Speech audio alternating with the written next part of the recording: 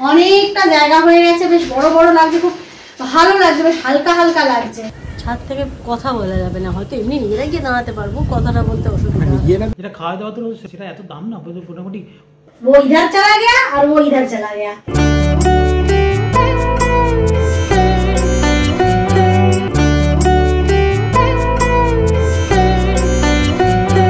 Hello everyone, সবাইকে স্বাগত একটা নতুন ব্লগে। আশা করি সবাই ভালো আছো, সবাই সুস্থ আছো, আমরা ঠিকঠাক আছি, চলে যাচ্ছি, কেটে যাচ্ছে। আর ব্লগটা শুরু করলাম অনেক পরে, এখন বাজে প্রায় 12:30। আমাদের থার্ড রাউন্ডে চা নিয়ে আমরা, যেটা মাঝখানে বন্ধ ছিল, হ্যাঁ মাঝখানে কিন্তু আমরা বলছি মাঝখানে কিন্তু আমরা চা খাওয়াটা বন্ধ করেছিলাম, কারণ ওবি ভীষণ অ্যাসিড হচ্ছিল। তা আমি সেজন্য বললাম একটু চা খাওয়াটা বন্ধ করো। দুদিন কফিটাও বন্ধ করেছিল, কিন্তু কফিটা বন্ধ করে দেখলাম ঠিক চলছে না, মুখটা চুল করছে। আবার বেশ কিছুদিন যেতে না যেতে দেখলাম চায়ের জন্য মুখ চুল করছে। এ হবে না আমাদের দ্বারা, বুঝতে পেরেছি আমাদের দ্বারা হবে না, অ্যাসিড হয়ে যাক, পেট ফুলে যাক, চা কফি খেতে হবে। চাটা খাই, আর এমনিতে ব্ল্যাক টি খেলে কিছু হয় না, আর চিনি ছাড়া ব্ল্যাক টি কিচ্ছু হয় না। দুধ চা খেলে বারবারই বলে লোকে, চিনি ছাড়া ব্ল্যাক টিতে খুব একটা প্রবলেম নেই। দেখা যাক আর একটু গরম পড়লে হয়তো একটু কমে, হ্যাঁ তখন হয়তো এমনি ইচ্ছা করবে না, তখন মানে শুধু এর জন্য, তখন অবশ্য বলা যায় না, প্রত্যেকবার আগের বছর গরমে খেয়েছি, প্রতি বছর গরমে আমরা খেয়ে আসছি।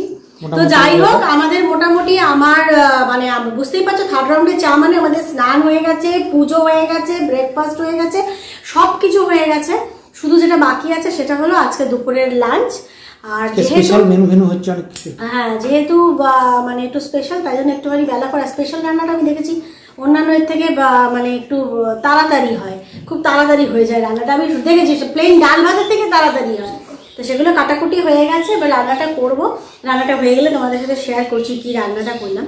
বিশাল কিছুই নয়, ফাঁকিবাজি রান্নাই করবো, কিন্তু সেটা করবো আর কি। আপাতত চাটা খেয়ে, আর আমার ঘরের বেশ কিছু জিনিস চেঞ্জ হয়ে গেছে হঠাৎ করে। হ্যাঁ আমি রান্নাঘরে যাবো, তখন তোমাদের অভি দেখাচ্ছে মানে কি চেঞ্জ হয়েছে, তোমাদেরকে দেখাচ্ছি কি করেছি আর কি। ওই দেখাচ্ছে, দাঁড়াও ওই ভেবে দেখাবে। মানে ঘরটা পরিবর্তন, ঘরটা কেমন অন্যরকম একটা ফিল। মানে অনেকদিন একটা জিনিস একভাবে হওয়ার পর তারপর যখন মানুষের চেঞ্জ হয়, যে ঘটনাটা ঘটে সেটাই এরকম ঘটছে। চলো তোমাদের দেখাচ্ছি। এই যে বললেন না আমাদের কিছু চেঞ্জ করেছি, চেঞ্জ বলতে ফার্নিচারটা কিছু এদিক ওদিক করেছি। এই যে আলমারিটা দেখছো, আলমারিটা কিন্তু আমার এইখানে ছিল, যেখানে আমার মিউজিক সিস্টেম দেখতে পাচ্ছি যে পুতুল পুতুল বসানো আছে, এখানটাই ছিল। এখান থেকে আলমারি আমার এদিকে চলে এসছে, আর ড্রেসিং টেবিল ছিল আমার এই দিকে, ড্রেসিং টেবিলটা চলে গেছে এখন ওই দিকে। আর এই এখানে তোমার ছোট বড় টুল ফুল হ্যাঙ্গা টানা রাখা হয়েছে। আর এইটা চেঞ্জের জন্য আমার ঘরটা হঠাৎ করে মনে হচ্ছে বেশ অনেকটা জায়গা হয়ে গেছে, বেশ বড় বড় লাগছে, খুব ভালো লাগছে, বেশ হালকা হালকা লাগছে। আরেকটা যেটা চেঞ্জ হয়েছে ঠাকুর ঘরে, চলো সেটা দেখা। ঠাকুর ঘরের চেঞ্জটা খুব কম হয়েছে, তার আগে আমার প্রভুর একটু দর্শন করে নাও তোমরা। ঠাকুর ঘরে যখন এলাম আমি একটু তোমাদের প্রভুর দর্শন করে দিই, গোপুর দর্শন করে দিই, মহাদেবের দর্শন করে দিই, সবারই দর্শন করিয়ে দিলাম, বড়মার দর্শন করিয়ে দিলাম একটু।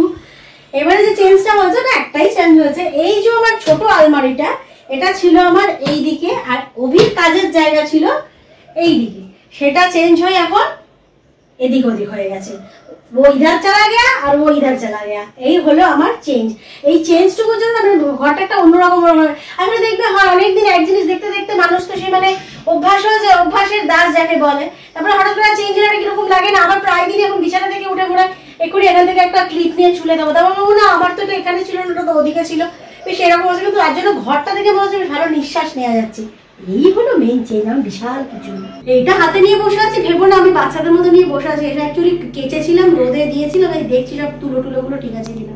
তো এখন 2:10 বাজে, আমার রান্না কমপ্লিট হয়ে গেছে, আর ঘর ধরে যথারীতি শুরু হয়ে গেছে। জানলায় পর্দা টেনে দেওয়া, ঘরটাকে একটু অন্ধকার অন্ধকার রাখা, কারণ গরমটা তো স্টার্ট হয়ে গেছে।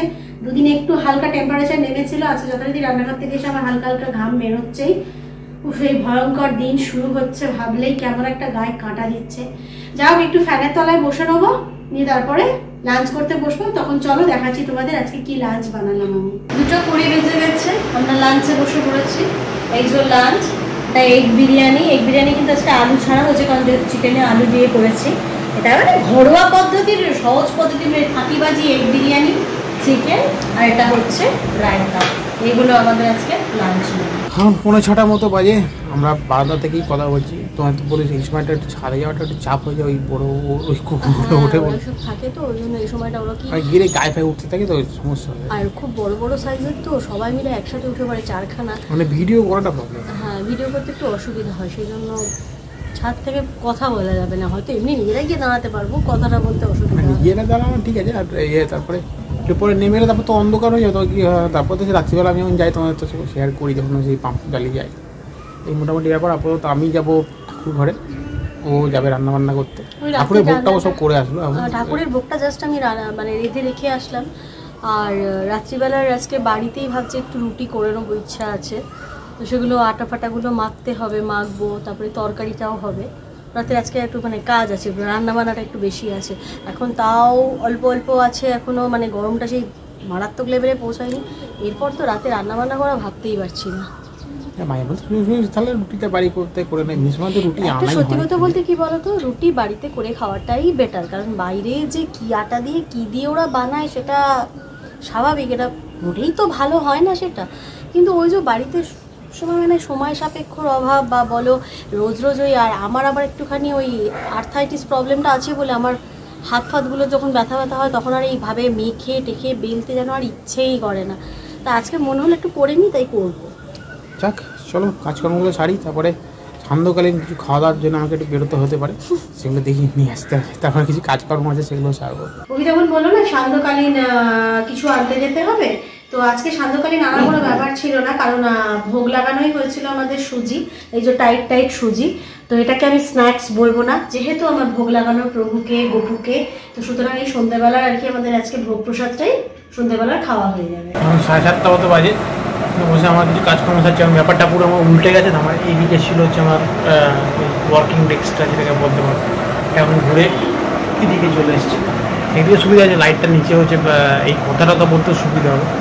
হ্যাঁ, আর একদম প্রভুর পাশাপাশি চলে এসেছে মোটামুটি, কাজ করার সময় প্রভুর পাশাপাশি করা যাবে, একদম ভালোই হয়েছে ব্যাপারটা। আর মানে যেরকম সকালেও বললি না, ভদ্রটা একটু এদিক ওদিক হলে অন্যরকম ফিল থাকে আর কি, করে মানে একরকম একটা আই সেটিং হয়ে থাকে, সেটা আবার কিছুদিন একটু এদিক ওদিক হয়ে যায়।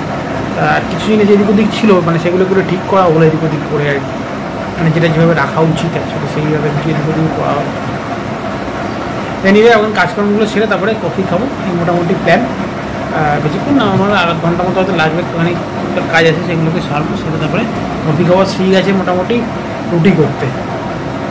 চলো তো কাজগুলো সেরে নিতে পারে, ব্যাক করছি কফি নিয়ে। 8:30 মানে আমাদের কফি টাইম এসে গেছে। কফি এই যে কফি, ঘন দুধের কফি।